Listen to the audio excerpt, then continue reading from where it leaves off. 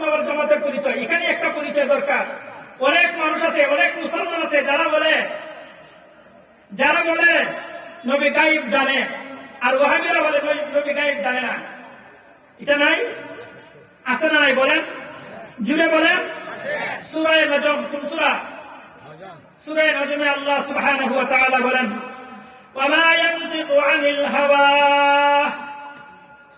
In হুয়া ইল্লা ওয়াহয়ুন ইউহা। আল্লাহ সুবহানাহু ওয়া তাআলা বলেন, হে দুনিয়ার মানব জাতি, আমার রাসূল যা বলেন সবটাই ওহী। যা বলেন সবটা কি? ওহী। মোল্লা জীবন রহমতুল্লাহি আলাইহি উসুলের একটা কিতাব আছে নুরুল আনওয়ার। সরকারি কওমি মাদ্রাসায়ও পড়া হয়, বেসরকারি কওমি মাদ্রাসায়ও পড়া হয়, সরকারি আলিয়া মাদ্রাসায়ও পড়া হয়। এখন তো কওমি মাদ্রাসার বেসরকারি করা যায় না। এখনকার এটা বলার সুযোগ আছে। আল হাইয়াতুল উলিয়া লিল জামিআতিল কওমিয়া নামের বোর্ডের মাধ্যমে কওমি মাদ্রাসা ও সরকারের স্বীকৃতি দেওয়া দিয়েছে। তাই এখন আর বেসরকারি বলা যায় না। এক কথায় বাংলাদেশে যত প্রতিষ্ঠান আছে অনুদান সরকারের দেব আর জনগণের দেব, হোক কওমি মাদ্রাসা হোক আলিয়া মাদ্রাসা, প্রত্যেকটা মাদ্রাসায় উভয় প্রকারের প্রতিষ্ঠানে নুরুল আনওয়ার নামে উসুলের কিতাব পড়া হয়। ওই কিতাবের কিতাবুল্লাহর মধ্যে মোল্লা জীবন রহমতুল্লাহি আলাইহি লিখেছেন ওহী হলো দুই প্রকার। ওহী কয় প্রকার? কথা বলেন, ওহী কয় প্রকার? আমার সাথে জুড়ে বলতে হবে, তাইলে কিন্তু আমি ওয়াজ করতে শেখ পাই না। আপনারা যদি মুর্দার মধ্যে বসে থাকেন তাইলে হবে না। ওহী কয় প্রকার? ওহী কয় প্রকার? ওহী মাতলু, ওহী গায়রে মাতলু। ওহী মাতলু হলো কোরআন, আর ওহী গায়রে মাতলু হলো হাদিস। অর্থাৎ যেহেতু সূরা নজমে আল্লাহ পরিষ্কার বলে দিচ্ছেন, হে দুনিয়ার মানব জাতি, আমার রাসূল যা বলেন সবটাই ওহী। আবু হুরায়রা রাদিয়াল্লাহু তাআলা রাসূলের পাশে থেকে সামরার মধ্যে বিভিন্ন জিনিসের মধ্যে রাসূলের কথাগুলি লিপিবদ্ধ করতেন। তো রাসূল যখন রাগান্বিত হতেন তখন আবু হুরায়রা রাদিয়াল্লাহু আনহু লেখা বন্ধ করে দিতেন। রাসূলুল্লাহ সাল্লাল্লাহু আলাইহি ওয়াসাল্লাম জিজ্ঞাসা করলেন, হে আবু হুরায়রা, এখন তুমি লেখা না কেন? আবু হুরায়রা রাদিয়াল্লাহু আনহু রাসূলের প্রশ্নের জবাবে বললেন, ইয়া রাসূলুল্লাহ, ইয়া হাবিবাল্লাহ, আপনি যখন রাগান্বিত অবস্থায় থাকেন তখন আমি এটা লিখি না, কারণ হয়তোবা কোনো ভুল অথবা কোনো ধরনের হইতে পারে, কোন ধরনের ব্যবধান বা কোন ধরনের বেশকম। যেহেতু আপনিও রসুল হওয়া সত্ত্বেও যেহেতু আপনি মানুষ। রসুল কি? ফতোয়া আলমগীরি। কোন ফতোয়ার নাম বলছি? ফতোয়া আলমগীরি 2 নম্বর খণ্ডের 263 নম্বর পৃষ্ঠা। ফুসুলে আহমদিয়ার উদ্ধৃতি দিয়া এই ফতোয়ার কিতাবের লেখা আছে, কেউ যদি বলে রসুল মানুষ না, অথবা যদি বলে রসুল মানুষ কিনা আমার সন্দেহ হয়, অথবা কেউ যদি বলে রসুল মানুষ কিনা এটা আমার সন্দেহ হয় অথবা আমি জানি না, তাইলে সে পরিষ্কার মুরতাদ এবং বেঈমান। সে মুসলমান না বেঈমান? রসুল মানুষ কি মানুষ না বলেন? তবে মর্যাদার ক্ষেত্রে আমাদের মতো না, মর্যাদার ক্ষেত্রে আমাদের মতো না। এই জন্য বুখারী শরীফের অনেকগুলি ব্যাখ্যা গ্রন্থ আছে, আরবি উর্দু, ইদানিং তো বাংলা ব্যাখ্যা গ্রন্থ আছে। বিশ্ববিখ্যাত এক উর্দু ব্যাখ্যা গ্রন্থের নাম নাসরুল বারী শরহে সহিহুল বুখারী। নাসরুল বারী শরহে সহিহুল বুখারী প্রথম খণ্ডে আল্লামা শাইখুল হাদিস আল্লামা আব্দুল গনি রাহমাতুল্লাহি আলাইহি মাযাহিরুল উলুম ওয়াক্ফে সাহারানপুরের শাইখুল হাদিস দারুল উলুম দেওবন্দের কৃতি সন্তান, তিনি নাসরুল বারীর প্রথম খণ্ডে একটা শের লিখছেন, লা ইউমকিনুস সানাউ বাদা আল খুদুরকে বাদা আল খুদার বুজুর্গের তুমি কিসসাহু মুখতাসার। তিনি বলেন, হে দুনিয়ার মানব জাতি, মুহাম্মদুর রাসূলুল্লাহর গুণকীর্তন করে তুমি কি করবে? পৃথিবীর সমস্ত কালি শুকায় যেতে পারে, পৃথিবীর সমস্ত কলম শেষ হয়ে যেতে পারে, পৃথিবীর সমস্ত লেখকের লেখনী শক্তি বন্ধ হয়ে যেতে পারে, পৃথিবীর সমস্ত মানুষগুলি একদিন শেষ হয়ে যেতে পারে, তথাপিও বিশ্বনবী মুহাম্মদ সাল্লাল্লাহু আলাইহি ওয়াসাল্লামের মর্যাদাকে শেষ করতে পারবে না। এর কারণ হলো বিশ্বনবীর মর্যাদা আল্লাহর পরে সমস্ত সৃষ্টি জগতের ঊর্ধ্বে। বিশ্বনবীর মর্যাদা মানুষের চাইতে বেশি, বিশ্বনবীর মর্যাদা জিনের চাইতে বেশি, বিশ্বনবীর মর্যাদা জিনের চাইতে বেশি, বিশ্বনবীর মর্যাদা আরশে আযীমের চাইতে বেশি। এক কথায় আল্লাহ ছাড়া যত সৃষ্টি জগৎ আছে সকল সৃষ্টি জগতের উপরে বিশ্বনবীর মর্যাদা। এটাই দেওবন্দি উলামায়ে কেরামগণ বিশ্বাস করে, এটাই তাবলীগীরা বিশ্বাস করে। তাবলীগীরা বলে, উলামায়ে দেওবন্দ বলে, হক্কানি উলামায়ে কেরামগণ বলেন, আহলুস সুন্নাহ ওয়াল জামাত এটাই বলেন, বিশ্বনবী তিনি মানুষ, তাই মর্যাদার ক্ষেত্রে আমাদের স্মরণ নয়, আল্লাহর উপরে সকল সৃষ্টি জগতের উপরে। ঠিক কিনা? সুতরাং মুহতারাম হাজিরিন, আপনি যদি আহলে সুন্নাহ ওয়াল জামাতের অন্তর্ভুক্ত হতে চান, আপনি যদি সত্যিকারের মুসলমান হতে চান, তাহলে ওই আকীদাটাকে আপনাকে পোষণ করতে হবে। আপনি যদি বলেন আমি সুন্নি কিন্তু হানাফি মাযহাব মানি, আমি সুন্নি কোন মাযহাব মানি? হানাফি মাযহাব। ফতোয়া আলমগীরি হানাফি মাযহাবের বিশ্ববিখ্যাত বিশুদ্ধ ফতোয়া কিতাব। এই ফতোয়া আলমগীর 2 নম্বর খণ্ডের 263 নম্বর পৃষ্ঠায় ফুসুলে আহমদিয়ার উদ্ধৃতি দিয়ে লেখা আছে, কেউ যদি বলে রাসূল মানুষ না, অথবা কেউ যদি বলে রাসূল মানুষ কিনা এটা আমি জানি না, আমার সন্দেহ হয়, তাহলে সে বেঈমান। কারণ রাসূল যে মানুষ, এটা পবিত্র কোরআন বলছে। পবিত্র কোরআন কি বলছে? রাসূল মানুষ। তবে মর্যাদার ক্ষেত্রে আমাদের সমান না। আরে ভাই, জান্নাত বলেন, জাহান্নাম বলেন, মানুষ বলেন, জিন বলেন, সমস্ত মাখলুকাত বলেন, এমনকি আল্লাহর আরশ আজিম বলেন, সবগুলোর চেয়ে বিশ্বনবীর মর্যাদা বেশি। সুবহানাল্লাহ বলছেন না? সুবহানাল্লাহি ওয়া বিহামদিহি। এটাই আমরা দেওবন্দি উলামায়ে কেরামগণ এই আকীদাই লালন করি। আমরা উলামায়ে দেওবন্দ, আমরা তো মুরিদরা এই আকীদা বিশ্বাসী লালন করি। কারণ উলামায়ে দেওবন্দ এমন এক জাতি, যেই জাতি যদি জাতির মধ্যেও, যেই জাতি এমন জাতি যদি তার স্বজাতির মধ্যে ইসলাম বিধ্বংস করার মতো কোনো লোক তৈরি হয়, তাহলে উলামায়ে দেওবন্দ আহলুস সুন্নাহ ওয়াল জামাতের একটা শাখা উলামায়ে দেওবন্দ, তারা এমন এক লোক, তাদের স্বজাতিকেও ইসলামের ক্ষেত্রে সাথ দেয় না। তবলিগ জামাত সারা বিশ্ববিখ্যাত অর্জন করেছে, বিশ্ববিখ্যাত একটা জামাত, বিশ্ববিখ্যাত একটা দল, কিন্তু তবলিগ জামাতে হক্কানি রব্বানী উলামায়ে কেরাম এমন ভাবে এটাকে পরিচালনা করেন, স্বজাতি স্বদলের মধ্যে, নিজের দলের মধ্যেও যদি ইসলামকে ধ্বংস করার জন্য কোন লোক তৈরি হয়ে যায়, যদিও সে বুজুর্গের ঘরে বুজুর্গ হয়, যদিও সে গরিব ঘরে গরিব হয়, যদিও সে আল্লাহর ঘরে আল্লাহ হয়, যদিও সে আলিমের ঘরে আলিম হয়, তথাপি উলামায়ে হক্কানি রব্বানী উলামায়ে দেওবন্দ তাকে সাথ দেয় না। যেমন সাদ সাহেব, তিনি বহুত বড় আল্লাহওয়ালা, তিনি বহুত বড় বুজুর্গ, তিনি বহুত বড় বুজুর্গ ছিলেন, তিনি বহুত বড় দাঈ ইলাল্লাহ, তিনি আলিমের ঘরে আলিম, তিনি ওলির ঘরের ওলি, তিনি একদম পীর সাহেবের ঘরে পীর সাহেব। কিন্তু হক্কানি রব্বানী উলামায়ে দেওবন্দ এমন এক জাতি, স্বজাতির মধ্যে ইসলামকে ধ্বংস করার জন্য যদি কোনো লোক তৈরি হয়, তথাপিও তাকে সাথ দেয় না। সুতরাং হে দুনিয়ার বিশ্বাস মানব জাতি, তোমরা উলামায়ে দেওবন্দকে চিনে নাও, তারা কিন্তু স্বজাতিকে সাথ দেয় না। তোমার মতো নাস্তিকার মুরতাদ, তোমার মতো বিদাতিকেও সাথ দিতে জানে না। মুহতারাম হাজরিন, উলামায়ে দেওবন্দকে ভালো করে চিনেন। যারা উলামায়ে দেওবন্দের বিরোধিতা করেন তাদেরকে ভালো করে চিনেন। উলামায়ে দেওবন্দ আহলুস সুন্নাহ ওয়াল জামাত, তারা এমন একটা জাতি যারা তাদের সহজাতিকেও ইসলামের ক্ষেত্রে সাথ দেয় না। এটাই হলো উলামায়ে দেওবন্দ, এটাই হলো উলামায়ে দেওবন্দ, এটাই হলো তবলিগ জামাত। আমরা ব্যক্তি পূজা করি না, আমরা মাজার পূজা করি না, আমরা সেজদা পূজা করি, আমরা দরগা পূজা করি না, আমরা দুর্গা পূজা করি না, আমরা একমাত্র পূজা করব আল্লাহ। কার বলেন? কার বলেন? আল্লাহ সুবহানাহু ওয়া তাআলা সূরা ইউনূসের ৫৫ নম্বর আয়াতে বিশ্ববাসী মানব জাতিকে বলছেন, ইয়াবুদুনানি লা ইউশরিকুনা বি শাইআ। আল্লাহ সুবহানাহু ওয়া তাআলা বলেন, হে দুনিয়ার মানব জাতি, তোমরা ইবাদত করবে আমি আল্লাহ। ইবাদত করবে কার? আমার সাথে কাউকে শরীক করবে না। সূরাতুল কাহফ আয়াত নম্বর ১১০ এর শেষ অংশে আল্লাহ সুবহানাহু ওয়া তাআলা বলেন, ফামান কানা ইয়ারজু লিকা রাব্বিহি ফালইয়ামাল আমালান সালিহা ওয়া লা ইউশরিক বিইবাদাতি রাব্বিহি আহাদা। হে দুনিয়ার মানব জাতি, হে দুনিয়ার মুসলিম জাতি, হে দুনিয়ার ইমানদারের দল, হে দুনিয়ার মুসলমানের দল, তুমি যদি আল্লাহর দিদার লাভ করতে চাও, তুমি যদি তোমার রবের সাক্ষাৎ পেতে চাও, তুমি যদি তোমার রবকে দেখতে চাও, তুমি যদি তোমার আল্লাহকে দেখতে চাও, তুমি যদি তোমার আল্লাহর সাথে কথা বলতে চাও, তাহলে আল্লাহর ইবাদত বন্দেগী করো, নেক আমল করো, আমাদের মধ্যে কাউকে শরীক করবে না। এর ব্যাখ্যায় মুফাসসির বিশ্বনবী মুহাম্মদুর রাসূলুল্লাহ সাল্লাল্লাহু আলাইহি ওয়াসাল্লাম বলেছেন, হাসরের মাঠ যখন কায়েম হয়ে যাবে, আল্লাহ সুবহানাহু ওয়া তাআলা হাসরের মাঠ কায়েম করার পরে তার কুদরতি পায়ের গুস্তাকে আল্লাহ উন্মুক্ত করে দিলেন। হাদিসে কুদসি বলছি, হাদিসটা বুখারীতেও এসেছে, মুসলিমেও এসেছে, মিশকাত শরীফেও এসেছে। বিশ্বনবী বলেন, হাসরের ময়দান যখন আল্লাহ কায়েম করবেন, তখন সময় আল্লাহ তার পায়ের কুদরতি পায়ের গুস্তা আল্লাহ তাআলা উন্মুক্ত করে দিলেন। ৭০,০০০ মিলের পর্দাগুলো আল্লাহ উঠাইয়া দিলেন। তখন সময় আল্লাহ বলবেন, তোমরা যারা দুনিয়ার জগতে আমি আল্লাহকে সন্তুষ্ট করার জন্য চেষ্টা দিতে, তোমরা আমি আল্লাহর কুদরতি পেয়ে অপরকে ঠিককে চেষ্টা দাও। তখন সময় যারা আল্লাহর সাথে কাউকে শরীক করতো না, আল্লাহর সত্তার সাথে কাউকে শরীক করতো না, আল্লাহর জাতের সাথে কাউকে শরীক করতো না, আল্লাহর সিফাতের সাথে কাউকে শরীক করতো না, আল্লাহর ইবাদতের সাথে কাউকে শরীক করতো না, ওই সমস্ত মুসলমানগুলি, যেই সমস্ত মুসলমান ইবাদত করতে একমাত্র আল্লাহর ইবাদতের সাথে কাউকে শরীক করতো না, তারাই আল্লাহর কুদরতি পেয়ে চেষ্টা দিতে পারবে। মুনাফিক যারা, তারা মুসলমান নামের কলঙ্ক, তারা আল্লাহর কুদরতি পেয়ে চেষ্টা দিতে পারবে না। তারা যখন চেষ্টা দেওয়ার জন্য অবনত হবে, আল্লাহর কুদরতি পক্ষ থেকে এদের গুরু পাগুরের মধ্যে কিরি মেরে দেওয়া হবে। তারা চেষ্টা দিতে পারবে না, বেঈমানরা চেষ্টা দিতে পারবে না। এমনকি যারা নামাজ পড়তো, রোজা রাখতো, হজ করতো, জাকাত দিত, লোক দেখানোর জন্য, যেটাকে রিয়া বলা হয়, যেটাকে পাপ মূর্তি বলা হয়, লোক দেখানোর ইবাদত যারা করতো, তারাও আল্লাহর কুদরতি পেয়ে চেষ্টা দিতে পারবে না। সুতরাং হে দুনিয়ার মুসলমান, তুমি যদি আহলে সুন্নাহ ওয়াল জামাতের আকীদা বিশ্বাসী হতে চাও, তুমি যদি হাসরের ময়দানে আল্লাহর কুদরতি পায়ে সিজদা দিতে চাও, তাহলে অবশ্যই তুমি শিরক মুক্ত ইবাদত করতে হবে। তোমার ঈমান থাকতে হবে শিরক মুক্ত, তোমার আমল থাকতে হবে রিয়া মুক্ত।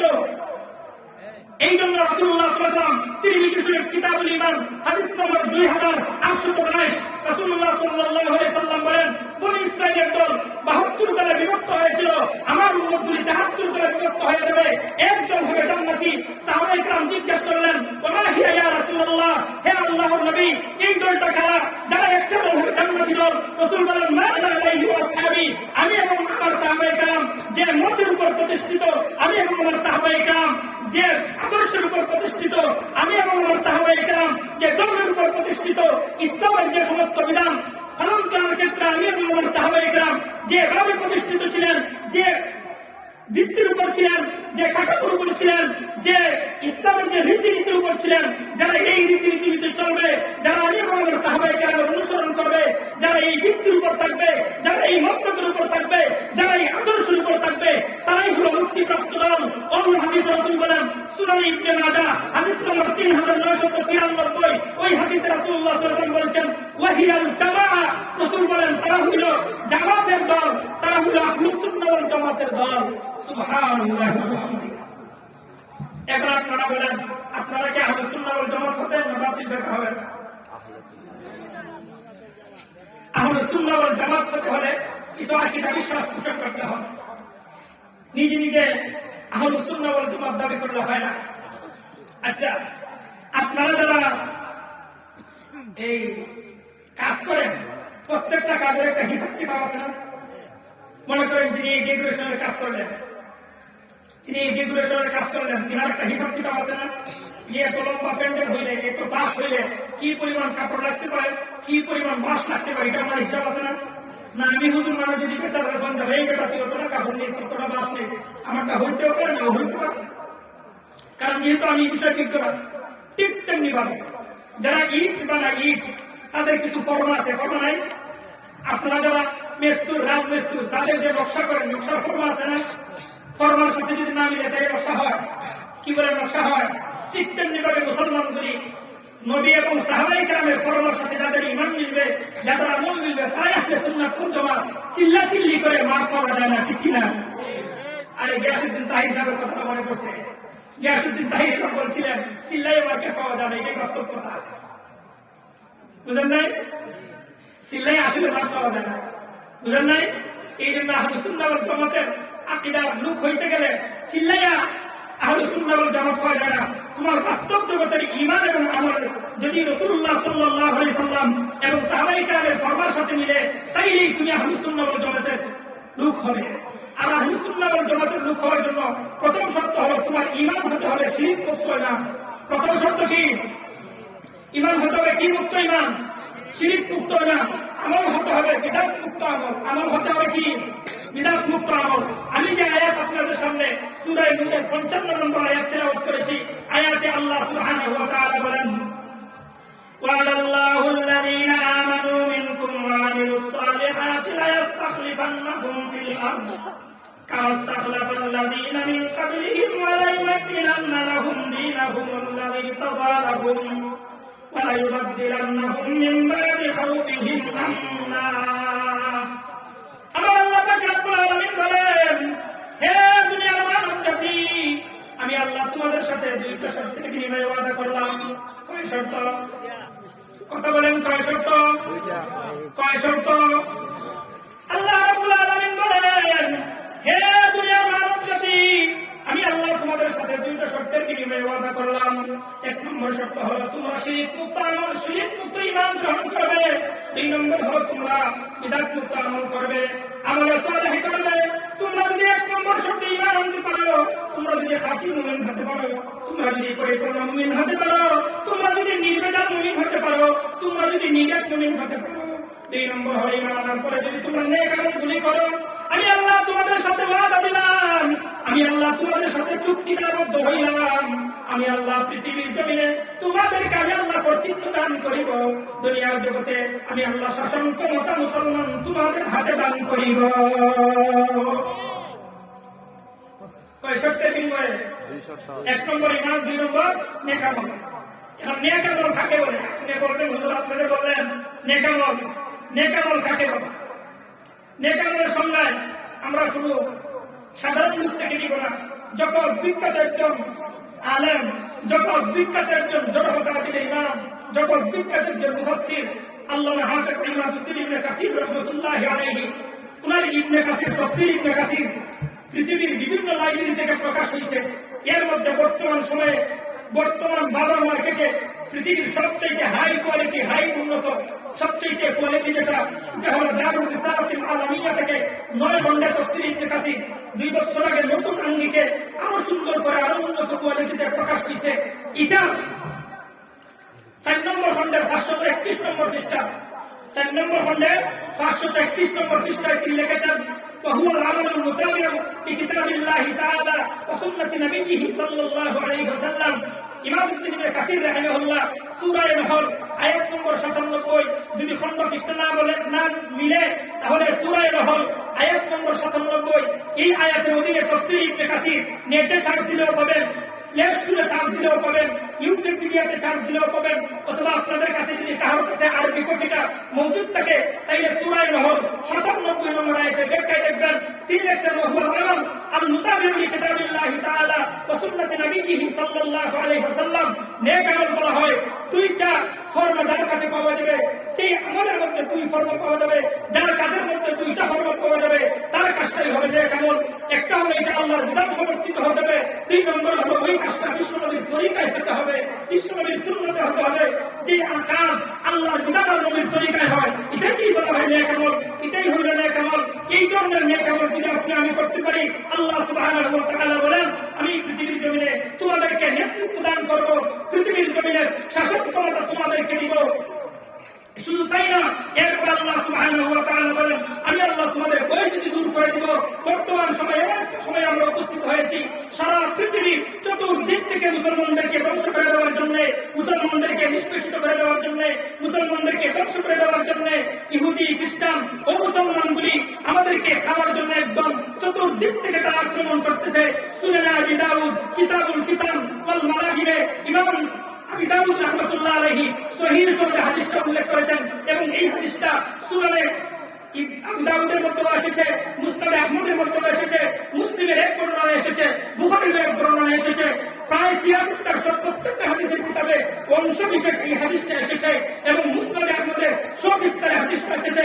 রাসূলুল্লাহ সাল্লাল্লাহু আলাইহি ওয়াসাল্লাম উদাহরণ দিয়ে বলেন, হে দুনিয়ার মানব জাতি, হে দুনিয়ার মুসলমান আমার উম্মতেরা, পৃথিবীর জমিনে এমন একটা সময় আসবে সারা পৃথিবীর সকল বেঈমানগুলো ঐক্যবদ্ধ হয়ে যাবে।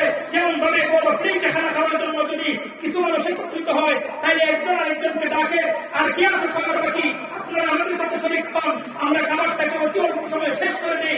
রাসূল বলেন এইরকম ভাবে বেঈমানগুলো একজন আরেকজনকে ডাকাডাকি করবে, আর বলবে আসো আমরা সবাই এক প্ল্যাটফর্মে চলে আসি, আমরা সবাই ঐক্যবদ্ধ হয়ে যাই, মুসলমানদেরকে অতি অল্প সময়ে শেষ করে দেই। রাসূলুল্লাহ সাল্লাল্লাহু আলাইহি ওয়াসাল্লাম যখন সাহাবায়ে কেরামের সামনে বক্তব্য দিচ্ছিলেন, একজন সাহাবায়ে কেরাম জিজ্ঞাসা করলেন, ইয়া রাসূলুল্লাহ, ইয়া হাবিবাল্লাহ, ওমিন কিল্লাতিন নাহনু ইয়াওমাইযিন, ওই কিয়ামতের আগ মুহূর্তে মুসলমানদের সংখ্যা কি কম হবে?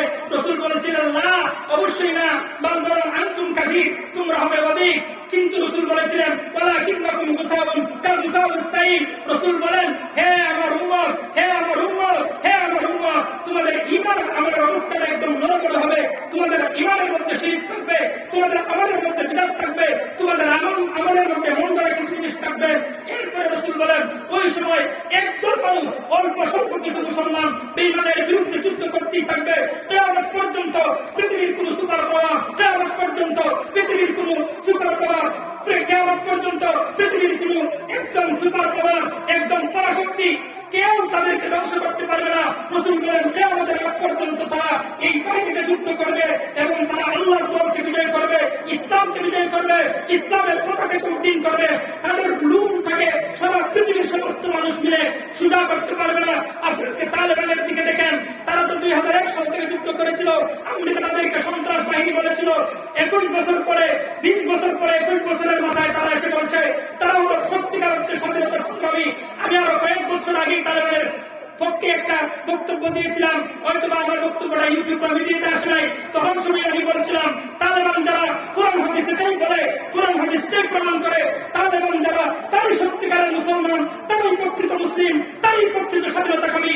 যারা সত্যিকারের মুসলমান, যারা প্রকৃত মুসলিম, তারা কোনোদিন দেশের কাদ্দার হতে পারে না, তারা কোনোদিন দেশ বিরোধী হতে পারে না, তারা দেশের ব্যাপারে কোনোদিন ষড়যন্ত্র করতে পারে না।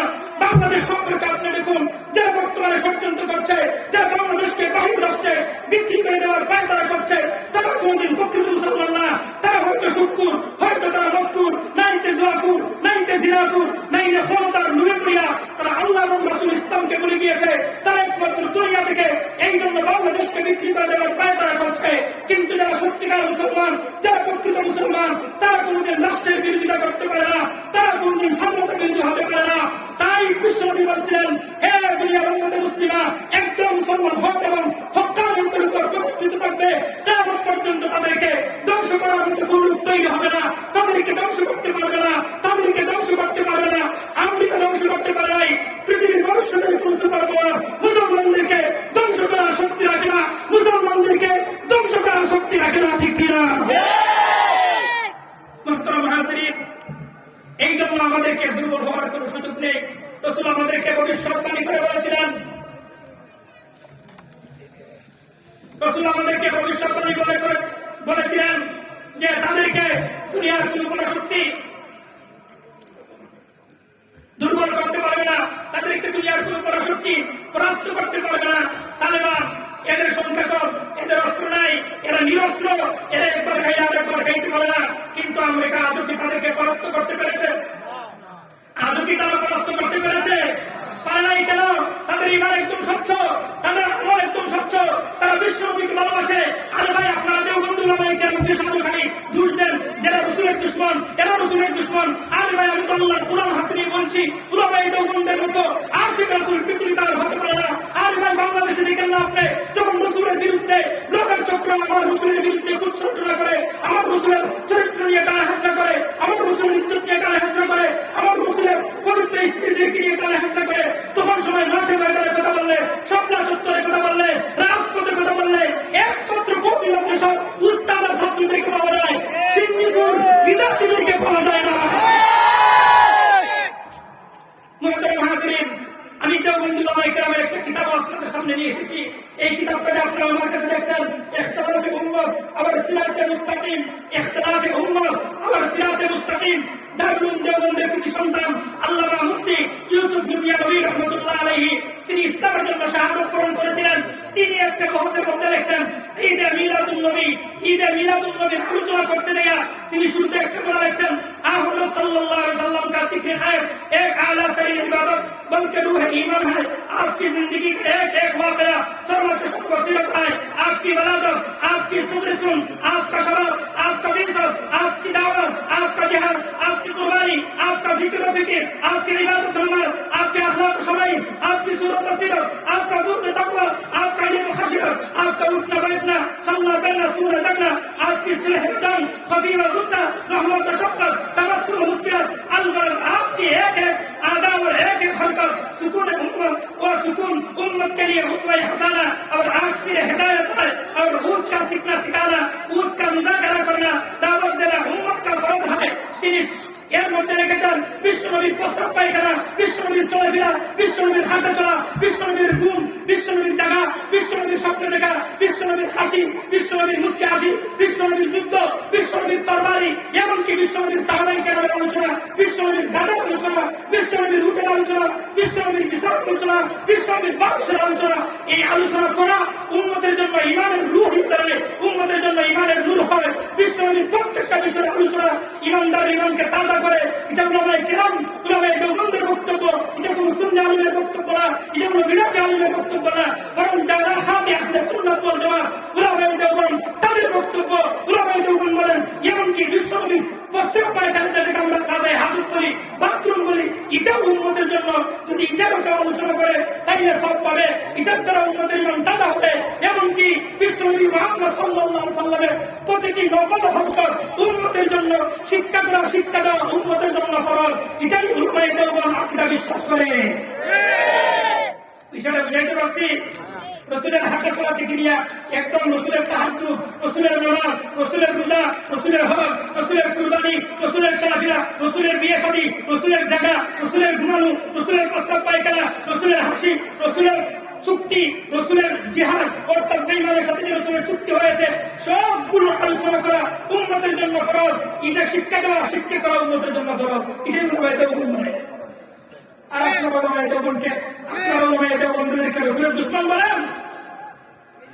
হ্যাঁ, উলামায়ে দেওবন্দের যে সমস্ত উলামায়ে কেরামগণ জালিমের জুলুমের কারাগারে বন্দী আছেন, তারা কি নিজের স্বাস্থ্যের জন্য দিয়েছিলেন? আমি নিজে সাক্ষী, আমি তখন ঢাকাতে পড়ি, বহুত মিছিল আমি নিজে গেছি, নিজে শাপলা চত্বর হওয়া লাগে একটা মিছিল হয়েছিল বাইতুল মুকাররমের উত্তর গেটে, তখন বক্তব্য রেখেছিলেন নূর হোসেন কাসমি রহমতুল্লাহ আলাইহি। এরপরে আমাদের বানিয়াচুন থানার আল্লামা আব্দুর রবি সুবি কামত বারাকাতুহু তিনি আমার উস্তাদ, আমি ওনার কাছে দালান করছি, ওনারা বক্তব্য রেখেছিলেন। ওই সময় আমি সাক্ষী, নিজে আমি সাক্ষী, আমাকে কেউ দেখাইতে হবে না। আমার মাদ্রাসায় আমি ফরিদাবাদ থেকে 2014 সালে তাহলে হাদিস কমপ্লিট করেছি। ওই ফরিদাবাদে ধরেন আমরা পড়ি, আমাদের রুম ছিল মসজিদের আন্ডারগ্রাউন্ডে। আমরা তখন সময় ছাত্র ছিলাম 737 জন, বছরের শেষ পর্যন্ত 733 জন ছাত্র ছিল আমাদের ক্লাসে। ওই 733 জনের মধ্যে কয়েক শত ছাত্র ওই যে রাবারের যে গুলি আছে ওই গুলিকে আহত হয়ে গেছিল।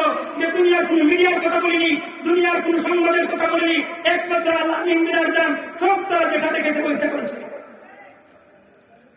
তারা গিয়েছিল যে যারা বিশ্বনবীকে বাংলাদেশে অপমান করবে, নবীর ইজ্জত নিয়ে কানে হাসরা করবে, রাসূলকে গালি দিবে, তাদেরকে শাতিব রাসূল বলা হয়। ইমাম ইবনে তাইমিয়া রাহমাতুল্লাহ আলাইহি আস-সাহিবুল মাসলুন আলা শাতিব রাসূল নামে একটা বই লিখে গেছেন ফতোয়া সংক্রান্ত।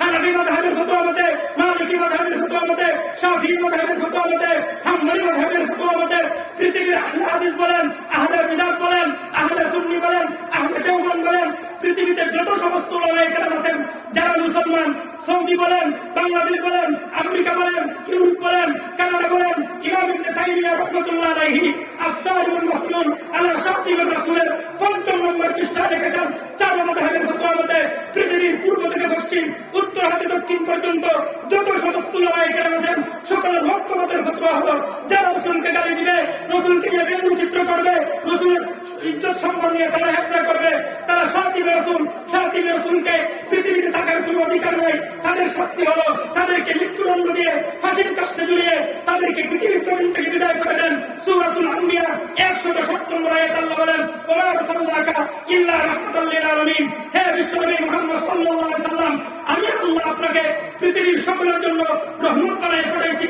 মানুষের জন্য রহমত, মুসলমানের জন্য রহমত, বেঈমানের জন্য রহমত, অমুসলমানের জন্য রহমত, ইহুদির জন্য রহমত, খ্রিস্টানের জন্য রহমত, গাছের জন্য রহমত, পাতালের জন্য রহমত, আসমানের জন্য রহমত, জমিনের জন্য রহমত। যেই নবীর উসিলায় আল্লাহ পৃথিবীটাকে সৃষ্টি করলো, ওই নবীকে কি চিনলে না? ওই নবীর অপমান করলে আল্লাহ বলেন তোর একটাই শাস্তি, পৃথিবীতে থাকার তোর কোনো অধিকার নাই। এই জন্য চার মাযহাবের ফতোয়া মতে তাদেরকে ফাঁসির কাষ্ঠে ঝুলিয়ে মৃত্যুদণ্ডের আইন বাস্তবায়ন করতে হবে। এটা মুসলমানদের সরকারের দায়িত্ব, জনগণের দায়িত্ব না, উলামায়ে কেরামের দায়িত্ব না। তাই আহলে সুন্নাহ ওয়াল জামাত, উলামায়ে দেওবন্দ, উলামায়ে কওমিয়া শাপলা চত্বরে গিয়েছিলেন, তারা একটাই কথা বলেছিলেন, বাংলার জমিনে যারা খতম নবুয়তের মধ্যে কলঙ্ক লাগাবে, খতম নবুয়ত নিয়ে রাসূলের কানে হেসরা করবে, যারা রাসূলের খতম নবুয়ত নিয়ে কানে হেসরা করবে, রাসূলকে অপমানিত করবে, যারা রাসূলকে গালি দিবে, যারা রাসূলের দুশমন হবে, শাতিবে রাসূল হবে, তাদেরকে সরকারিভাবে রাষ্ট্রীয়ভাবে সংসদের মধ্যে গেল তাদেরকে আইন পাস করা হয়, সর্বোচ্চ শাস্তি মৃত্যুদণ্ডের আইন বাস্তবায়ন করা হয়। এই জন্য উলামায়ে কেরাম গুলি গিয়েছিলেন, এই জন্য উলামায়ে কেরাম জেলার মধ্যে গিয়েছিলেন। তোমাদের সিন্নিপুরদেরকে পাওয়া যায় নাই। একজনের কথা না বললেই নয়, ডক্টর আল্লামা মুফতি এনায়েতুল্লাহ আব্বাসী হাফিজাহুল্লাহ, সবাই বলেন আমিন। আল্লাহ তাআলা ওই লোকটার তার কুদরতে হেফাজত করো। উনি যেহেতু সঠিক কথা বলছে, কিছু কুলাঙ্গার বেদাতি নামের কিছু বক্তা, এই যে তাহিরি আছে, আলাউদ্দিন জিহাদি আছে, আরেকটা আছে চট্টগ্রামের নূরে বাংলা, এই সমস্ত নাস্তিকার মুরতাদ, এই সমস্ত কুলাঙ্গাররা আমাদের ইসলামকে তছনছ করে দিয়েছে।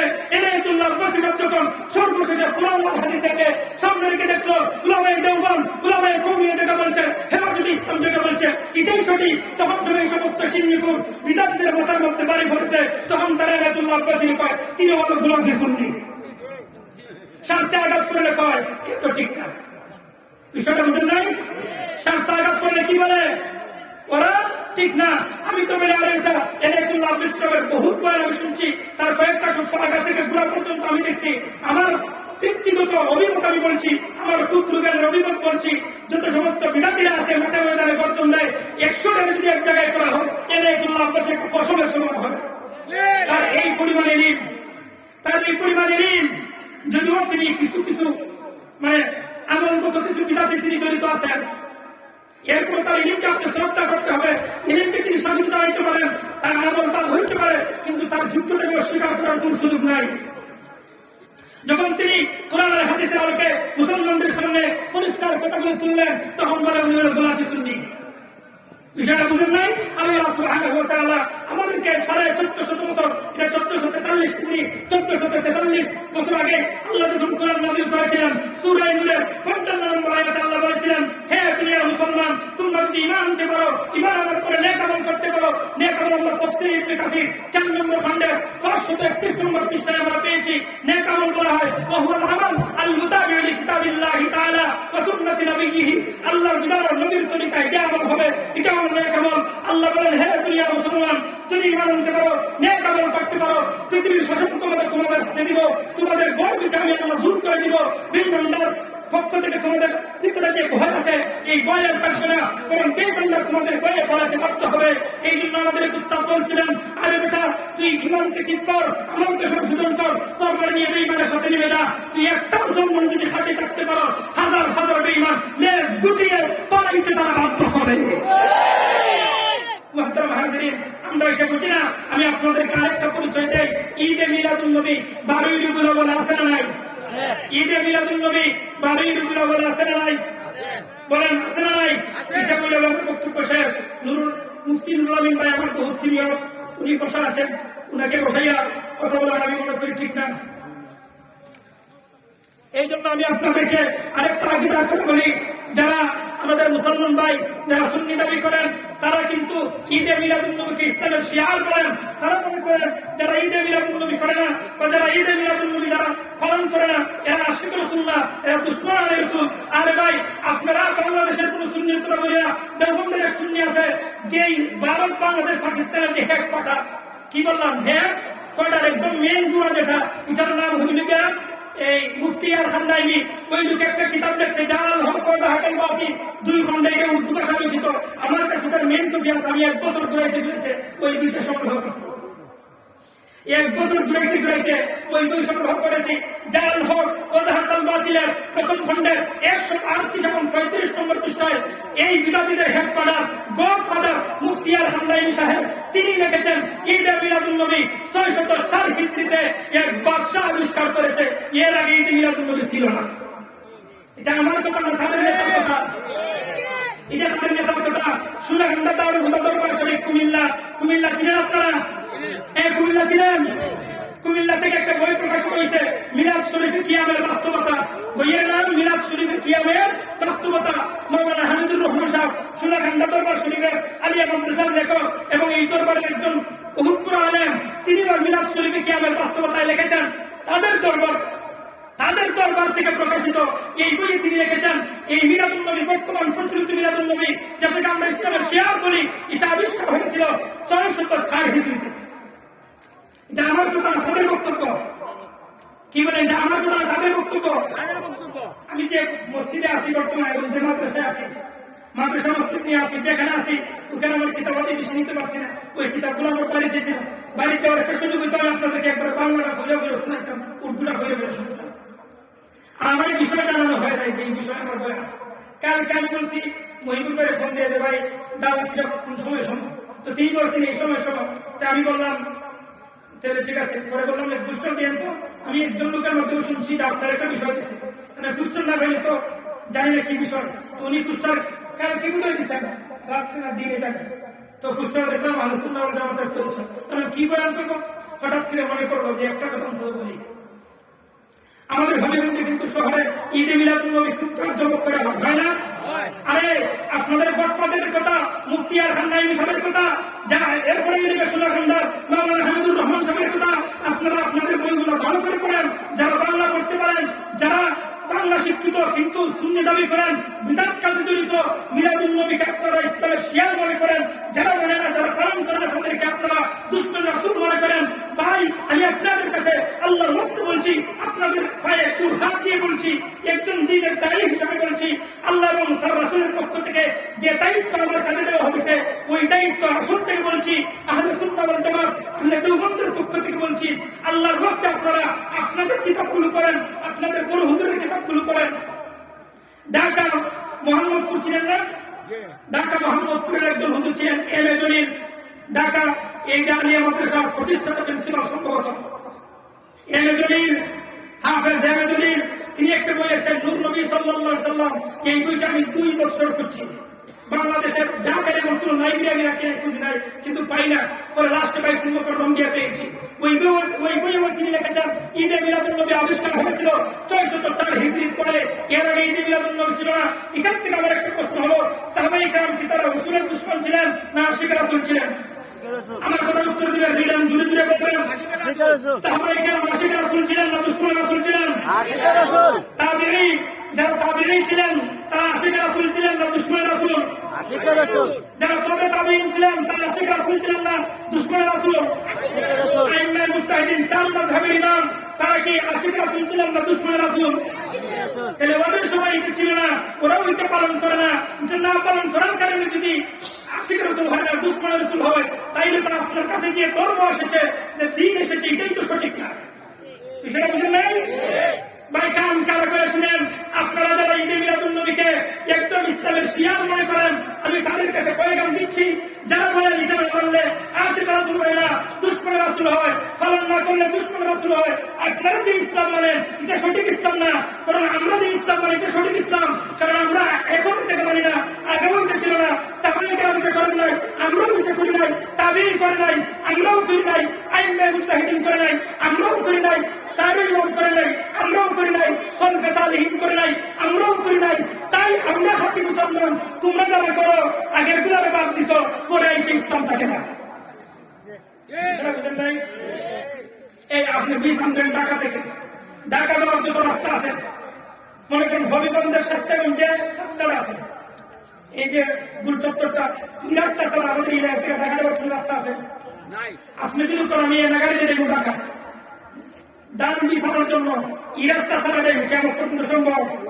আপনি যদি বলেন এই রাস্তায় যারা চলছে এরা ভুল করতে চলছে, আপনার কথা সঠিক না আগেরটা সঠিক? বলেন কোনটা সঠিক? আপনি 600 বছর পরে এসে বললেন আগেরটা সঠিক না পরেরটা সঠিক, তাই তো আপনার কিছু হবে না, কে তো হবে না, প্রশ্ন হবে না। বিষয়টা বুঝলেন নাই? যাই হোক, ঈদে মিলাদুন নবী সম্পর্কে আমি আপনাদেরকে একটা কথা বলি।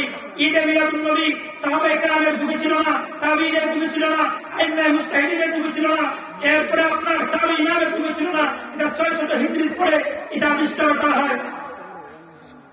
600 হিজরির সময়ে একজন বাদশা আবিষ্কার করেছিলেন, সেই বাদশার নাম হল আপনার আবু সাঈদ মুজাফফর এবং আবুল খাত্তাব ইবনে তাহিয়া।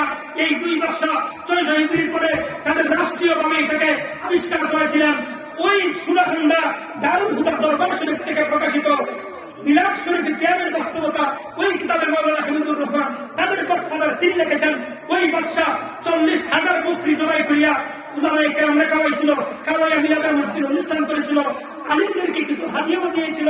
আর এই হাদিয়া ভাইয়া একজন হুজুর এই মিলাদ শরীফের নামে সর্বপ্রথম একটা কিতাব লিখেছিলেন। ওই কিতাবটা লিখে তিনি 40টা স্বর্ণ মুদ্রা উপহার পেয়েছিলেন। যা আমার কথা না, তাদের গডফাদারদের কথা। তাই বুঝা গেল যারা সুন্নি দাবি করে, আশিক রাসূল দাবি করে, কিন্তু রাসূলের অপমান হইলে মাঠে ময়দানে তাদেরকে পাওয়া যায় না। তাই রাসূলের অপমান হইলে এরা মুখ বুঝে ফারকানার কুলু থেকে বসে থাকে। বুঝতে হবে এরা সিন্নিকুর, সিন্নি যেখানে সুন্নত সেখানে। আর আমরা যারা আহলে সুন্নাহ ওয়াল জামাত আহলে দেওবন্দ, আমরা সিন্নি বুঝি না, পিঠা বুঝি না, জেল বুঝি না, জুলুম বুঝি না। আমাদের জীবন বাজিরকে রাসূলের ইজ্জত সম্মান হেফাজত করার জন্য আগেও ছিলাম, এখনো আছি, কিয়ামত পর্যন্ত ইনশাআল্লাহ থাকবো ইনশাআল্লাহ। মুহতারাম হাজিরিন, তারা বলে সিন্নি যেখানে সুন্নত সেখানে, পিঠা যেখানে আমরা নাই সেখানে। বিষয়টা বুঝতে পারছি? এরপরে তিনি লেখেন যে এটা ওই সময় আবিষ্কার হয়েছিল। এরপরে আস্তে আস্তে যখন প্রচার প্রসার হয়েছে, হওয়ার পরে মানুষগুলি আস্তে আস্তে এটার দল সংঘবদ্ধ হয়ে সাধারণ মানুষগুলির কাছে তারা যুগ হইল এবং এটাতে তারা যুগ হইয়া এটাতে বিভিন্ন সহযোগিতা করে মিলাদ মাহফিল আবিষ্কার করে। এরা একটু আব্বাস হিসাব একটা কথা বলছেন যে আইনি মিলাদুল নবী, মূল মিলাদুল নবী তো ঠিক আছে, কিন্তু মিলাদুল নবীর নামে এগুলি যেগুলি করা হয় এগুলি ঠিক না। এটা এনাতুল্লাহ আব্বাস হিসাবের কথা। আপনারা এনাতুল্লাহ আব্বাসী টিভি একটা আছে, আপনারা দেখছেন না আব্বাসী টিভি? আব্বাসী টিভি আজকে সাবস্ক্রাইব করবেন, করার পরে চার্জ দিবেন, ঈদে মিলাদুল নবী সম্পর্কে এনাতুল্লাহ আব্বাসী বয়ান চলে আসবে। আমরা কথা আপনারা বিশ্বাস করেন না। আমি তো একটা হাদিস আপনাদের শোনাই, আপনাদের জন্য নোট করে আনছিলাম, সময় যেহেতু করে থাকবে না এই জন্য আমি শুনে দেই। রাসূলুল্লাহ সাল্লাল্লাহু আলাইহি ওয়াসাল্লাম বলছেন, হে দুনিয়ার উম্মত, হে দুনিয়ার উম্মত, তোমরা যারা মুসলমান ইসলাম ধর্মে থাকার পরে তোমাদের আমল, তোমাদের আখলাক, তোমাদের ঈমান, তোমাদের সংস্কৃতি, তোমাদের সমাজনীতি, তোমাদের রাষ্ট্রনীতি, তোমাদের রাজনীতি, তোমাদের ব্যক্তিগত জীবন, তোমাদের পারিবারিক জীবন, সর্বক্ষেত্রে তোমরা একমাত্র ইসলামকে ফলো করবে। রাসূল বলেন, যে ব্যক্তি মুসলমান হওয়ার পরে তার ঈমানের ক্ষেত্রে, তার আমলের ক্ষেত্রে, তার সংস্কৃতির ক্ষেত্রে, তার রাষ্ট্রের ক্ষেত্রে, তার সমাজের ক্ষেত্রে, তার অর্থনৈতিক ক্ষেত্রে জাহিলিয়াতকে অনুসরণ করে বিধর্মীদের কাছ থেকে কিছু দান নিতে চায়, রাসূল বলেন এরা হলো পৃথিবীর মধ্যে সবচেয়ে নিকৃষ্ট মানুষ। নাউযুবিল্লাহ বলেন। এটা আমি হাদিসটা বলি, সহিহুল বুখারী। এই বুখারী সম্পর্কে একটা কথা ওলামায়ে কেরাম বলেন, আসাহুল কুতুবি বা'দা কিতাবিল্লাহ আস-সহিহুল বুখারী। পৃথিবীর জমিনে যদি আল্লাহর কুরআনের পরে সবচেয়ে বিশুদ্ধ কিতাব থাকে তাহলে এটা হলো সহিহুল বুখারী। এই সহিহ বুখারী কিতাবুদ দিয়াত একটা অধ্যায় আছে, এই কিতাবুদ দিয়াতের 6882 নম্বর হাদিস। عن ابن عباس رضي الله تعالى عنهم أن النبي صلى الله عليه وسلم قال أبغض الناس إلى الله ثلاثة: ملحد في الحرم، ومبتغ في الإسلام سنة الجاهلية، ومطلب دم امرئ بغير حق ليحرق دمه। رسول الله صلى الله عليه وسلم বলেন, তিন শ্রেণীর মানুষ সবচেয়ে নিকৃষ্ট, মানুষের মধ্যে নিকৃষ্ট, আল্লাহর দরবারে নিকৃষ্ট। এর মধ্যে এক প্রকারের মানুষ হলো যারা ইসলাম ধর্মকে গ্রহণ করার পরে বিধর্মীদের কাছ থেকে তাদের রাজনীতি আমদানি করে, বিধর্মীদের কাছ থেকে তাদের সমাজনীতি আমদানি করে, বিধর্মীদের কাছ থেকে তাদের অর্থনীতি আমদানি করে, বিধর্মীদের কাছ থেকে তাদের ঈমান আমদানি করে, বিধর্মীদের কাছ থেকে তাদের আমলকে আমদানি করে। আল্লাহর কাছে এই প্রকারের লোক সবচেয়ে নিকৃষ্ট। আমি জানতে চাই মুসলমান যারা আহলে উলামায়ে হককে ভালোবাসেন, যারা উলামায়ে দেওবন্দকে ভালোবাসেন, যারা আহলে সুন্নাহ ওয়াল জামাতকে ভালোবাসেন, আপনাকে নিকৃষ্ট হতে চান না শ্রেষ্ঠ হতে চান? শ্রেষ্ঠ হতে গেলে জীবনের শেষ বন্ধু দিয়ে রাসূলের ইজ্জত রক্ষা করার জন্য আবারও যদি আমাদেরকে মাঠে ময়দানে ডাক আছে, আমরা মাঠে ময়দানে ঝাঁপাই পড়বো ইনশাআল্লাহ। জানতে চাই আবারও যদি উলামায়ে হক্কানি রব্বানি আমাদেরকে বিশ্বনবীর ইজ্জত হেফাজত করার জন্য আহলে সুন্নাহ ওয়াল জামাতের ব্যানার থেকে আমাদেরকে ডাক দেন, তাহলে আমাদের জীবনের মায়া ত্যাগ করে, আমাদের স্ত্রী পুত্র সবগুলো ত্যাগ করে, আমাদের দুনিয়া সবকিছু ত্যাগ করে, জীবনকে উৎসর্গ করে আমরা বিশ্বনবীর পক্ষে থাকবো, বিশ্বনবীর পক্ষে থাকবো, বিশ্বনবীর পক্ষে থাকবো। এতে যদি সারা পৃথিবী আমাদের বিরুদ্ধে চলে যায়, আমরা কাউকে পরোয়া করতে পারি না, কাউকে পরোয়া করতে পারি না, কাউকে পরোয়া করতে পারি না। মুহতারাম হাজিরিন, এরপর আরেকটা হাদিস আমি আপনাদেরকে শুনিয়ে দেই। রাসূলুল্লাহ সাল্লাল্লাহু আলাইহি ওয়াসাল্লাম বলেছেন, হে আমার উম্মত, হে আমার উম্মত, তোমরা তো খালি আমাদের ক্ষেত্রে ভিন্ন খান থেকে আমদানি করতে চাও, বিধর্মীদের কাছ থেকে আমদানি করতে চাও। সহিহ মুসলিম শরীফ কিতাবুল জুমুআ অধ্যায়, কিতাবুস সালাত একটা কিতাব আছে, কিতাবুস সালাত একটা অধ্যায় আছে, কিতাবুল জুমুআর হাদিস। সহিহ মুসলিম শরীফ 2005 নম্বর হাদিস। হাদিসের নাম্বার যদি না মিলে তাহলে আপনারা অধ্যায় দেখে নেবেন। হাদিসের নাম্বার যদি না মিলে তাহলে অধ্যায় দেখে নেবেন, ওই অধ্যায় হাদিসটা পেয়ে যাবেন। আর আমি যে কিতাব থেকে হাদিসের নাম্বার বলছি, এই কিতাবগুলো হলো মুআসসাসাতুর রাসালা, বৈরুত থেকে প্রকাশিত। আপনারা যদি নতুন এডিশন, সিয়াসিত্তার নতুন এডিশন মুআসসাসাতুর রাসালা, বর্তমান বাজার মূল্য 6টা কিতাবের দাম 17,000 টাকা। কয় হাজার? 17,000 বর্তমান বাজার মূল্য। আমি গত রমজানের আগের দিন কিনছিলাম, এর আগে তো করছি মাদ্রাসা, ঠিক আছে, কিন্তু আমার ব্যক্তিগত সংগ্রহ ছিল না, গত রমজানের একদিন আগে সংগ্রহ করেছি। ওই মুআসসাসাতুর রাসালা 2005 নম্বর সহিহ মুসলিম শরীফের হাদিস, কিতাবুল জুমুআ। জাবির ইবনে আব্দুল্লাহ রাদিয়াল্লাহু আনহু বলেন, কানা রাসূলুল্লাহ সাল্লাল্লাহু আলাইহি ওয়াসাল্লাম ইযা খাতাবা ইহমারাত আইনা ওয়া আলা সাওতাহু ওয়াশতাদ্দা গদাবুহু। সহিহ মুসলিম শরীফে এসেছে, হযরত জাবির ইবনে আব্দুল্লাহ রাদিয়াল্লাহু আনহু বলেন, রাসূলুল্লাহ সাল্লাল্লাহু আলাইহি ওয়াসাল্লাম যখন ভাষণ দিতেন, ওয়াজ করতেন, খুতবা দিতেন, ইহমারাত আইনা, রাসূলের চক্ষু দুই লাল বর্ণের হয়ে যেত, ওয়া আলা সাওতাহু, রাসূলের গলার আওয়াজ বড় হয়ে যেত, ওয়াশতাদ্দা গদাবুহু, রসুলের রাগ বেড়ে যেত। হাত্তা কান্নাহু মন্দির যাইছেন, যেন তিনি একজন কমান্ডার, তার সঙ্গদেরকে তিনি কমান্ড করছেন। ইয়াকুলু সাব্বাহাকুম ওয়া মাসাকুম, রসুল বলতেন, হে আমার সাহাবায়ে কেরাম, সকাল সন্ধ্যা যেমন একজন সেনাবাহিনীর সদস্যদের উপর হামলা হওয়ার সম্ভাবনা আছে, ঠিক তেমনি ভাবে তোমাদের উপর হামলা হতে পারে। তোমরা অ্যালার্ট থাকবে, তোমরা সবসময় সতর্ক থাকবে। রসুল ওইভাবে বয়ান করতেন। এরপর রসুল বলছেন, আম্মা বা'দ ফাইন্না খায়রাল হাদিসি কিতাবুল্লাহ ওয়া খায়রাল হাদী হাদী মুহাম্মাদিন সাল্লাল্লাহু আলাইহি ওয়াসাল্লাম ওয়া শাররাল উমুরি মুহদাসাতুহা ওয়া কুল্লু মুহদাসাতিন বিদআহ ওয়া কুল্লু বিদআতিন দালালাহ। রাসূলুল্লাহ সাল্লাল্লাহু আলাইহি ওয়াসাল্লাম বলেন, সর্বোত্তম কিতাব আল্লাহর কিতাব, আর সবচেয়ে উত্তম পথ এবং পন্থা হলো আমি বিশ্বনবীর পথ এবং পন্থা, আমি বিশ্বনবীর তরিকা। এরপরে রসুল বলছেন, সবচেয়ে নিকৃষ্ট কাজ হলো ধর্মের মধ্যে বিদআতকে আবিষ্কার করা। শাররুল উমুরি মুহদাসাতুহা, বিদআত আবিষ্কার করা দ্বীনের মধ্যে সবচেয়ে নিকৃষ্ট। আর বিদআত হলো গুমরাহি, আর প্রত্যেক বিদআতের পরিণাম হলো জাহান্নাম। আমি জিজ্ঞাসা করতে চাই, ঈদে মিলাদুন নবী এটা সুন্নাত না বিদআত? বিদআত। মিলাদুন নবী বিদআত না, ঈদে মিলাদুন নবী বিদআত। এখানে একটা কথা বেশ জানতে হবে। মিলাদুন নবী শব্দের অর্থ নবীর জন্ম। বিদআতীরা আমাদেরকে একটা প্রশ্ন করে, দেখছো এরা কেমন মুসলমান, এরা নবীর জন্মকে বিদআত বলে। আমরা নবীর জন্মকে বিদআত বলি না বেটা, আমরা নবীর জন্মকে বিদআত বলি না। আমি ইখতিলাফ উম্মত, আমার সিরাতে মুস্তাকিম এই মিলাদুন নবী অধ্যায় পৃষ্ঠা নম্বর 92 থেকে আমি আপনাদেরকে শুনাইছি।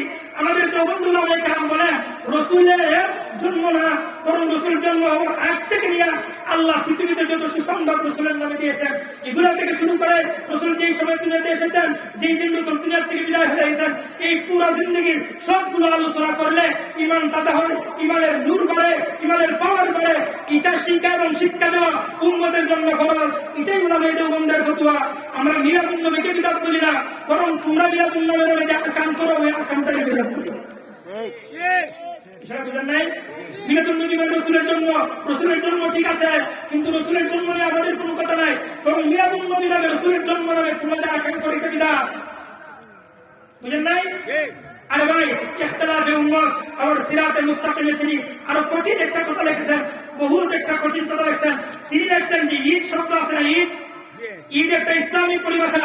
তিনি লেখেন, इख्तिलाफ उम्मत और सिरात मुस्तकिम 100 नंबर पृष्ठा लेकिन बहरहाल मैं उस दिन को ईद कहना मामूली बात नहीं समझता, बल्कि उसको साफ साफ तहरीफ दीन समझता हो, इसलिए कि ईद इस्लामी इस्तिलाह है और इस्लामी इस्तिलाहत को अपने खुद राय से गैर मुमकिन जगहों पर इस्तेमाल करना दीन में तहरीफ है। তিনি বলেন, ঈদ একটা ইসলামী পরিভাষা, আর ইসলামী পরিভাষা ইসলাম ধর্মের পক্ষ থেকে, বিশ্বনবীর পক্ষ থেকে যে পরিভাষাটাকে তিন জায়গায় ব্যবহার করা হয়েছে, ওই জায়গায় ব্যবহার করা সুন্নাত, আর ওই জায়গা ছাড়া বিশ্ব জায়গায় নিজের মন গড়তে ব্যবহার করা হইল বিদআত।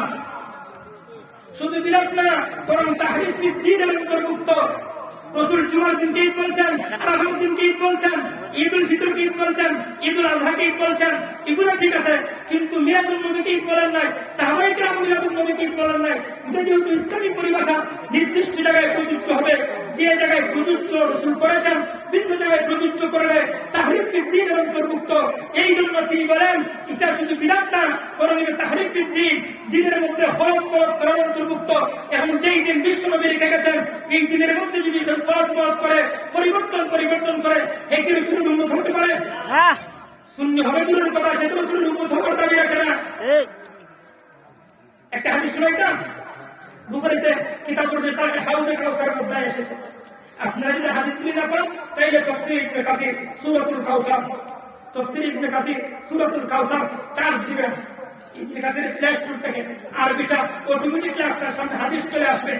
কিতাব বুখারী শরীফের কিতাবুর রিসাল হাউজে কাউসারের পরিচ্ছেদ, ওই পরিচ্ছেদে হাদিস এসেছে, বিশ্বনবী মুহাম্মদ সাল্লাল্লাহু আলাইহি ওয়াসাল্লাম বলেন, যখন হাশরের মাঠ কায়েম হয়ে যাবে, কি কায়েম হবে? হাশরের মাঠ যখন কায়েম হয়ে যাবে, বিশ্বনবী সাল্লাল্লাহু আলাইহি ওয়াসাল্লাম বলেন, হাউজে কাউসারের পানি পান করার জন্য আমি প্রেজেন্ট থাকবো, আমি হাজির থাকবো। আম্মা আয়েশা সিদ্দিকা প্রশ্ন করলেন, ইয়া রাসূলুল্লাহ, আপনারা হাউজে কাউসারের পানি পান করাবেন, আপনার উম্মত কোটি কোটি উম্মত, আপনাদেরকে চিনবেন কিভাবে? আর এত পাত্র আপনি পাবেন কোথা থেকে? আম্মা আয়েশা প্রশ্নের জবাবে রাসূল বলেছিলেন, আমার উম্মত যারা 5 ওয়াক্ত নামাজ পড়ে, কি করে বলেন? 5 ওয়াক্ত নামাজ।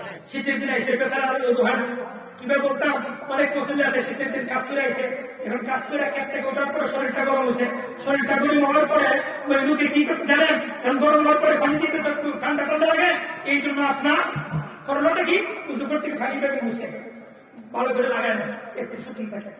উজু করা অবস্থায় যে সমস্ত অঙ্গ উজুটা ধৌত করা ফরজ, ওই অঙ্গগুলোর মধ্যে যদি এক পরিমাণ দোয়ানো হয় তারপরে আপনার উজু হবে না। পায়ের ফাটা থেকে ফাটার কিন্তু হবে, কষ্ট হলেও করতে হবে। রাসূল বলেন যারা উযু করবে হাসরের ময়দানে আল্লাহ তাআলা তাদের হাতে পায়ে মাথায় চেহারার মধ্যে একটা নূর দিবেন, কোন নবীর উম্মতের নূর হবে না, একমাত্র আমার উম্মতের নূর হবে। আমি এই নূর থেকে চিনতে পারবো এটা আমার উম্মত, আমি তাদেরকে হাউজে কাউসারের পানি পান করাবো। রাসূল বলেন হাউজে কাউসারের পানির মধ্যে আকাশের মধ্যে যেই পরিমাণ তারা আছে অসংখ্য গণিত, এই পরিমাণ অসংখ্য গণিত পরিমাণ তারা থাকবে, তারার মতো গ্লাস থাকবে, পান পাত্র থাকবে, কাঁচের গ্লাস হবে না, স্টিলের গ্লাস হবে না মেয়া, বরং স্বর্ণ রূপা হীরা মণি মুক্তা জৌহরের গ্লাস হবে। রাসূল বলেন আমি যখন হাউজে কাউসারের পানি পান করাইতে থাকবো, রাসূল বলেন এমন অবস্থায় ফেরেশতারা একদম উম্মতকে ব্যারিকেড দিয়ে আটকায় দিবে, আমি সাজদায় পড়ে যাবো, তৎক্ষণাৎ আল্লাহর দরবারে বলবো হে আল্লাহ আরিফুহুম ওয়া ইয়ারিফুনি, এরা আমাদের চিনি আমি এদেরকে চিনি, এরা আমার উম্মত, আপনার ফেরেশতা হাউজে কাউসার থেকে এদেরকে কেন ফুটাইয়া দেয়?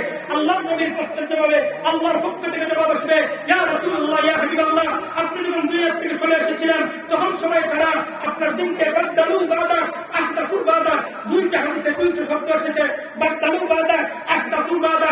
বাদদালু মানে হেরফের করা, পরিবর্তন করা, বাড়াই দেওয়া কমাইয়া দেওয়া।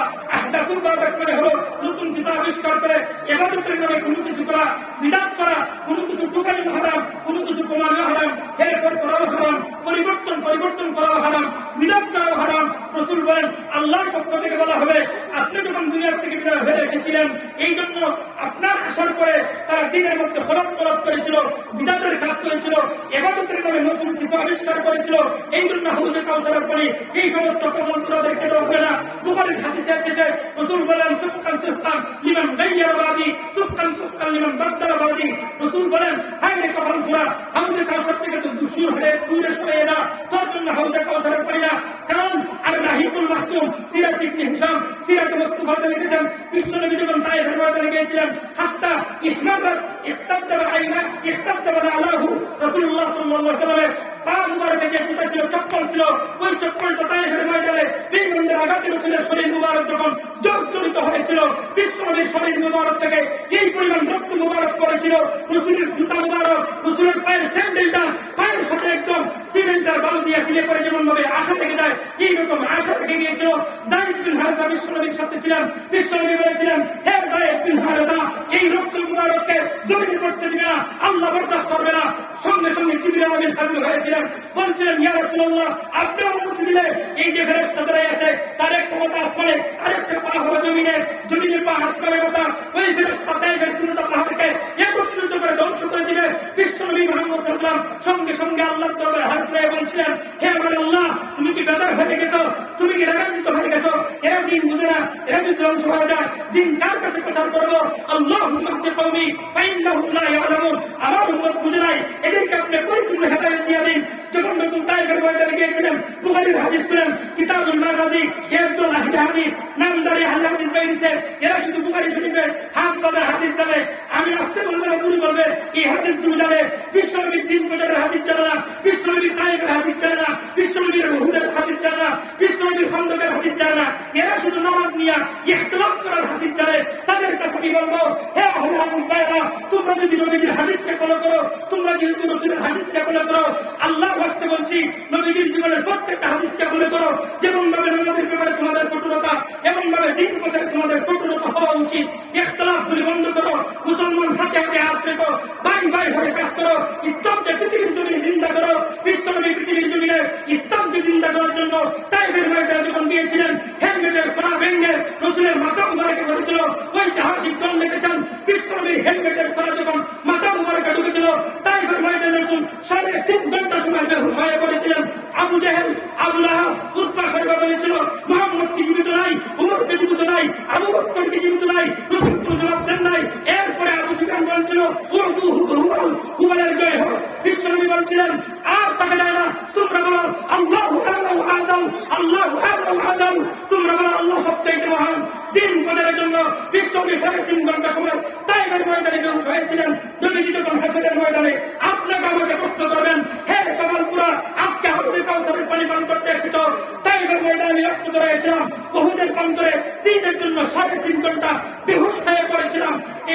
রক্ষা করার জন্য আমার বক্তব্যটা দিন, আমার দাম মুবারক সাহেব করা দিন, আমার হেলমেট ভেঙে মাথার ভিতরে ঢুকা দিন। ওই দিনকে তোমরা বিচ্ছিন্ন করে দিয়েছিলে, ওই ধর্মের দিনকে তোমরা টুকরা টুকরা করে দিয়েছিলে, ওই ধর্মের বিধান পরিষ্কার করেছিলে। তোমাদের মতো প্রমাণ করার জন্য আমার হাউজে কাউসারের পরিচয় তোমরা দূর হয়ে যাও, দূর হয়ে যাও, তখন তাদের হাউজে কাউসার থেকে বঞ্চিত করা হবে। মুহতারাম হাজিরিন, আমরা কি হাউজে কাউসার থেকে বঞ্চিত হতে চাই? না হাউজে কাউসারের পানি পান করতে চাই? হাউজে কাউসারের পানি পান করতে চাই তো? হাদিস সময় আমার হাতে সময় নাই, সময় একদম শেষ, চলে আসলে আমার শেষ, আমার স্লিপ দিতে হবে না, আমি ঘড়ি সবসময় দেখতেছি। ঠিক আছে, আপনি বক্তা নিয়ে আসা, আমি এখনই চলে যাবো ইনশাআল্লাহ। মুহতারাম হাজিরিন, আরেকটা হাদিস শুনে আস্তে আস্তে সুন্নাত আর বিদআতের মধ্যে কতটুকু পার্থক্য। আরে ভাই, বিশ্বনবী বলেছেন, বুখারী বলেন, মুসলিম বলেন, তিরমিজি বলেন, আবু দাউদ বলেন, ইবনে মাজাহ বলেন, মুসনাদ আহমদ বলেন, সুনান দারিমি বলেন, সুনান বাইহাকি বলেন, মুসান্নাফ আব্দুর রাজ্জাক বলেন, মুসান্নাফ ইবনে আবি শাইবা বলেন, পৃথিবীর জমিনে যত হাদিসের কিতাব আছে সব হাদিসের কিতাবে এই হাদিসটা বিভক্ত করা হয়েছে। রাসূল বলেছেন, উসিকুম বিতাকওয়াল্লাহ, উসিকুম বিতাকওয়াল্লাহ, হে আমার উম্মত, আমি তোমাদেরকে সর্ব অবস্থায় আল্লাহকে ভয় করার ওসিয়ত করলাম। এরপর রাসূল বলেছেন, আলাইকুম বিসুন্নতি ওয়া সুন্নাতিল খুলাফায়ে রাশিদিন আল মাহদিয়িন, হে আমার উম্মত, আমার সুন্নাতকে আঁকড়ে ধরো, আমার সুন্নাতকে আঁকড়ে ধরো, খুলাফায়ে রাশিদিনের সুন্নাতকে আঁকড়ে ধরো। অন্য হাদিসের উপরে বলেন, যারা আমার যে কোনো একজন সাহাবীর অনুসরণ করবে, তারা হেদায়েত প্রাপ্ত হয়ে যাবে। রাসূলের সুন্নাতের এতটাই পাওয়ার, সুতরাং আমাদেরকে দলবদ্ধ হতে হবে এই কথার উপরে। বিশ্বনবী যে দিন রেখে গেছেন, বিশ্বনবী যে ধর্ম আমাদের কাছে আমানত রেখে গেছেন, বিশ্বনবী যে সুন্নাহ আমাদের কাছে আমানত রেখে গেছেন, এই সুন্নাতকে আমরা প্রতিষ্ঠিত করতে হবে। চাই আপনি দেওবন্দের লোক হন, চাই আপনি সুন্নি হন, চাই আপনি আলা হযরতের লোক হন, চাই আপনি আব্বাসী গ্রুপের হন, চাই আপনি তাহিরি গ্রুপের হন, চাই আপনি আলাউদ্দিন জাহাদের গ্রুপের হন, চাই আপনি নূর বাংলার গ্রুপের হন, চাই আপনি মিজানুর রহমান আজহারি গ্রুপের হন, চাই আপনি আলী হামদার গ্রুপের হন, চাই আপনি তারেক মনোয়ারের গ্রুপের হন, এক কথায় যারা যেজন করেন করতে পারেন, কিন্তু একটা কথার উপরে মুসলমান ঐক্যবদ্ধ হতে হবে, সেটা হলো নবীর সুন্নতের উপর। নবীর সুন্নত পৃথিবীতে চিন্তা করবো, বিধান কাজ করবো না। নবীর সুন্নত ছিল রাষ্ট্রীয়ভাবে ইসলামকে প্রতিষ্ঠিত করা। আমরা আমাদের জীবন দিয়ে রাষ্ট্রীয়ভাবে ইসলামকে প্রতিষ্ঠিত করবো। যদি কুরআনরা আমার নবীকে গালি দেয়, তাদের সাথে কোনো আপোষ নাই, তাদের বিরুদ্ধে আমাদের জীবন মরণ লড়াই হবে। আরেকটা হাদিস বলছি, বুখারী শরীফ, ফতহে মক্কা অধ্যায়, বাবু গজওয়াতি ফতহে মক্কা, এই অধ্যায়ে একটা হাদিস এসেছে। আরে ভাই, ইবনে খাত্তাব নামে এক বেঈমান ছিল, রাসূলকে 13টা বছর জ্বালাইছে, রাসূল নামে খুব ছোট করছিল, রাসূলকে গালিগালাজ করেছিল। রাসূল যখন হেলমেট পরে হত অবস্থায় ফতহে মক্কার দিন মক্কার ভিতরে ঢুকলেন, বেঈমানগুলো তাদের বাড়ি করে